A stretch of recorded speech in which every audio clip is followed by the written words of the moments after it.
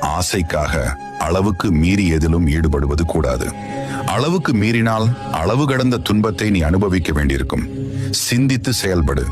வாழ்வில் ஏமாற்றம் ஏற்படும் போது நிதானமாக யோசித்தால் நம்முடைய எதிர்பார்ப்பே தவறு என்று புரியும். பெற்றது வெற்றியோ தோல்வியோ எதுவாக இருந்தாலும் அங்கே கற்பது வாழ்க்கை பாடம்.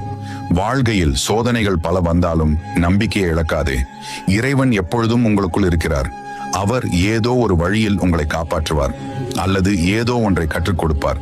நிச்சயம் உங்களை அவர் கைவிட மாட்டார். கவலை கொள்ளாதீர்கள். அனுபவத்தை எந்த ஆசிரியராலும் கற்றுக் கொடுக்க முடியாது. அதற்கு பல தோல்விகளும் சில துரோகிகளும் தேவை. எங்கே நாம் அதிகம் காயப்படுகிறோமோ அங்கேதான் நம்முடைய வாழ்க்கையின் பாடமும் தொடங்குகிறது.